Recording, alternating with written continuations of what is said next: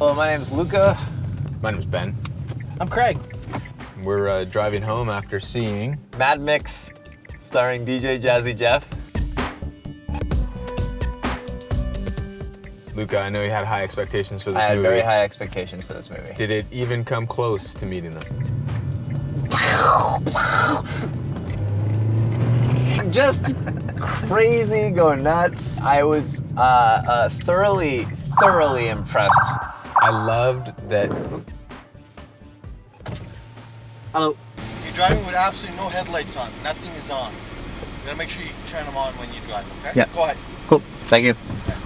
I'm surprised that's all he told us. I'm surprised What? that this happened on our second episode. And I thought for sure at some point we're gonna get pulled over for doing a show like this. Right now. I was about to roll down the window and be like, I'll meet you in Valhalla! I absolutely loved it. It was exactly what I needed after seeing The Avengers. Like, I feel like George Miller, like, this is his best movie. And this is the guy who made Happy Feet, which is basically the same movie, but it's with penguins crossing the ice.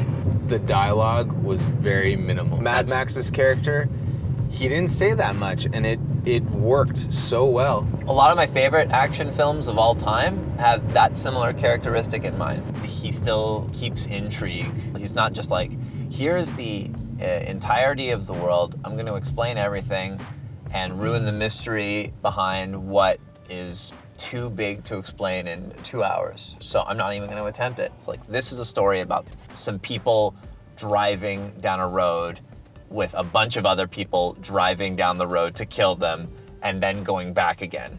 I love the plot. You know, there's that one scene where Mad Max is like, look, we're driving the wrong way. You're gonna do 160 days out there, but you know that there's water that way. I think going back home, it's kind of like George Miller's take on hope. He's trying to say, hey, we have a chance still. We still have something to make good here. Women were at the center of this film. Mad Max was secondary. The title's Mad Max Fury Road, and what's her name's name is Furiosa. Now, I do agree that with what the critics are saying, this is a feminist film.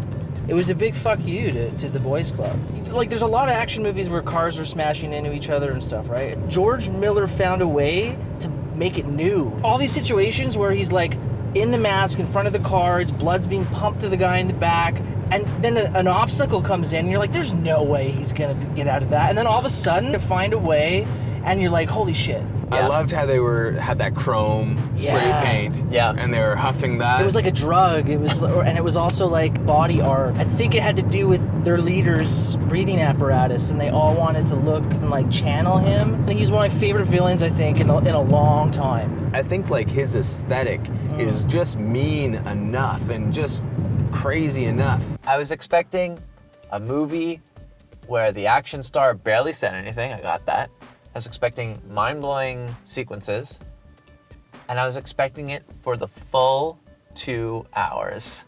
And I didn't get that. Because they marketed it like that. They did market it like that. And you know what I also noticed? In all of the trailers, there's none of that swamp sequence stuff. Why? It's the worst part of the movie. That was the only scene where they were talking a lot. You're ruining this intrigue and mystique. Did the swamp sequence bother you, Craig? No, I loved it. I don't know, I felt like, it's necessary to slow down and speed up sometimes. Craig, they told you so much story. You would have rather seen them do it more creatively through the action, tell the story. Yes, I would love to have seen like the story evolve, like, oh my God, I'm learning so much about these people. They're fucking saying nothing. Charlize Theron.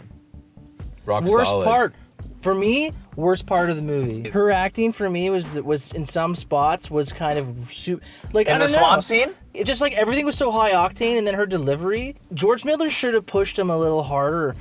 And I'm not talking stunts. I'm talking performance, character performance. And I feel like George Miller was like, okay, guys, let's not make this about let's make this about the action. We're not going to like try to make you too unique as individuals. To me, that was part of the reality of that life, that like Mad Max is, like you said at the beginning, he's just trying to survive. And she's doing the same. There were no jokes, All right, guys, it's late. How many gallons of gasoline out of 10? I fucked up and gave the Avengers or whatever. You gave it a 9 out of 10. You know what? I'm gonna give this one a 9 out of 10 too. I'm going to give this a 9 as well. 8 out of 10. I was ready to give this a 10 if it really met my expectations. You can't have a whole scene in that movie that I would just cut out. They could have made it a little shorter. I wouldn't have been mad. Keep you wanting more a little bit. I wouldn't have been mad. He wouldn't have been Max either. Thanks for watching, guys. Subscribe. You can watch our Avengers episode, or you can go watch Mad Max because it was a great movie. Yeah, highly recommend it. And just make sure when you're driving home, you got your headlights on so the Yeah, cops... turn your headlights on. Have a lovely day.